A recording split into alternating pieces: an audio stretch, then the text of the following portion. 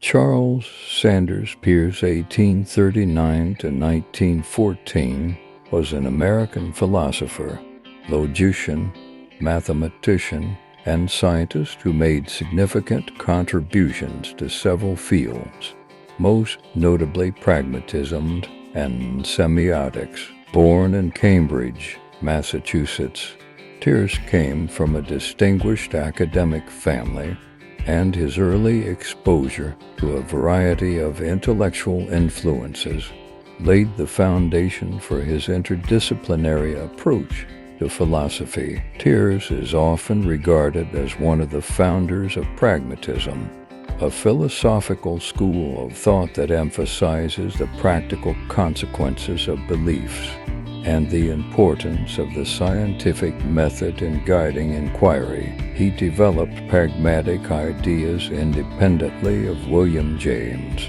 Another key figure in pragmatism, Peirce's pragmatic maxim, which states that the meaning of a concept lies in its practical effects and implications, became a central tenet of the pragmatist tradition. In addition to his work in pragmatism, Peirce made significant contributions to the field of semiotics, the study of signs and symbols. He developed a comprehensive theory of signs, classifying them into three categories: icons, indexes, and symbols. This semiotic framework has had a lasting impact on fields as diverse as linguistics, communication theory, and philosophy of language. Despite his profound insights, Peirce's work was not widely recognized during his lifetime, and he struggled with financial difficulties. However, his ideas gained greater prominence in the 20th century, influencing subsequent generations of philosophers, logicians, and scholars in various disciplines. Charles Sanders Peirce's intellectual legacy continues to shape philosophical discussions and interdisciplinary inquiries into the nature of meaning and inquiry. Every genuine test of a theory is an attempt to falsify it or refute it. The simplest and most familiar propositions may be made the vehicles of the most complex and abstract knowledge. The more thoroughly we know an object, the more profoundly we know it. In order to learn, we must desire to learn, make an hypothesis, and test it by an experiment. The opinion, which is fated to be ultimately agreed to by all who investigate, is what we mean by the truth. Do not let your difficulties fill you with anxiety. After all, it is only in the darkest nights that stars shine more brightly. The purpose of reasoning is to find out, from the consideration of what we already know, something else which we do not know. In order to reason well, it is not enough to possess good thinking tools.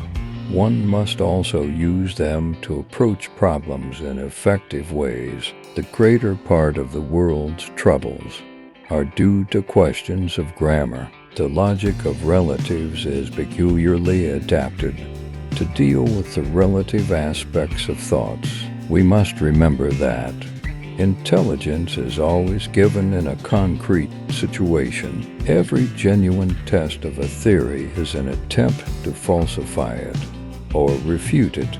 The most essential part of learning, which is the best worth acquiring, is a thorough and extensive method. The effective working of the mathematical spirit is the one thing that can permanently elevate mathematics as a science. We can reason about probabilities, but we can know about certainty only by knowing directly.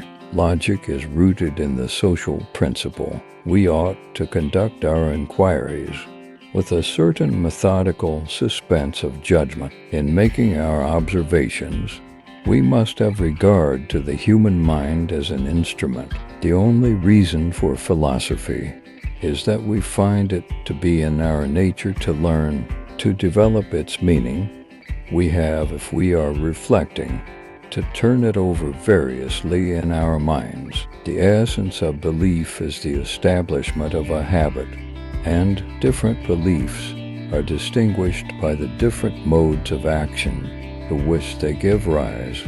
Make an hypothesis and test it by an experiment.